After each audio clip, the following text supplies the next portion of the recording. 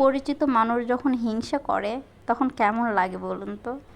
কেকের business blogging তারপরে কি বলবো, এগুলো করার পর থেকে অনেক মানুষকে চিনতে পেরেছি। মানুষের অন্তর আর মানুষের মন দুটোই আলাদা। মানে অন্তর আর মন বললে ভুল হবে, মানে ওপরে আর ভেতরে। ওপরে এমন ভাব করে, তাদের ভাব দেখলে মনে করবেন আপনার জন্য সে কলিজাটা কেটে দিয়ে দিবে, কিন্তু ভিতরে যে আপনাকে কতটা ঘৃণা করে তার আচরণেই সেটা আবার বুঝিয়ে দিবে। এই ধরুন আমার এই পেজটার কথাই যে পরিচিত সবাইকে এভাবে তো বলতে হবে না, তাই না, যে আমার পেজে ফলো দাও, আমার পাশে থাকো, আমার ভিডিওগুলো দেখো, একটা কথার কথা। ওনারা কিন্তু চোরের মতো আপনার ভিডিও সব দেখবে, আপনার পেজেও আসবে, কিন্তু ফলো দিবে না, লাইক করবে না, কমেন্ট করবে না। কেন করবে না জানেন? হিংসে। মানে তার ভালোই লাগতেছে না আপনি কেকের বিজনেস করতেছেন, আপনি ব্লগিং করতেছেন, আপনি ভিডিও মেক করতেছেন, মানে এটা তার জ্বলে যাচ্ছে, মানে অন্তরটা ছারখার হয়ে যাচ্ছে, সেটা সে বলতে পারতেছে না। বুঝুন তাহলে কি অবস্থা। এই ধরুন আমার পেজটার কথা, ওনাদেরকে বললে বলবে কি জানেন, আমরা এগুলো বুঝিই না কীভাবে ফলো দেয়, কীভাবে লাইক করে, কিন্তু অথচ কত কত পেজে ওনারাই আবার দেখি ফলো দিয়ে বসে থাকে। ভাইরে ভাই, এটা কি আমাকে শেখান যে আমার পেজে কি স্পেশাল কিছু, আমি কি স্পেশাল কিছু করে রেখেছি যাটা অন্যরা করে রাখে নাই? মানে ওদেরটা ইজিলি আপনি করতে পারেন আর আমারটা করতে পারেন না, বলুন তো।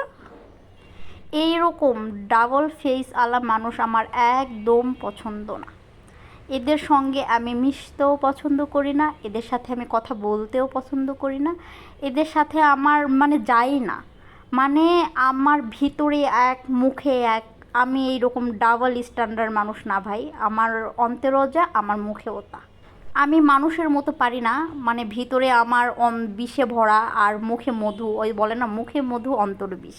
তো সেই কাজ কারবার আমার দ্বারাই হবে না, সরি টু সে।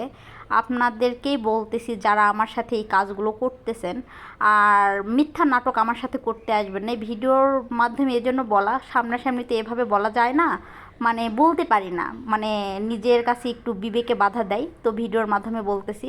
আপনি হিংসা যদি করে থাকেন, আপনি হিংসা করতে করতে যাবেন, আপনার দ্বারাই কিচ্ছু হবে না।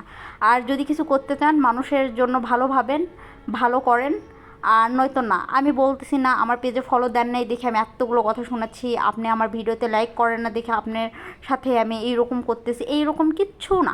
আপনি যদি আমার ভিডিও দেখেন দেখেন, না দেখলে নাই, সেটা আপনার একান্তই ব্যক্তিগত ব্যাপার। আর কিন্তু নেক্সট টাইমে আমার সাথে মিথ্যা নাটক করতে আসবেন না, আমি আবারও বলে দিচ্ছি।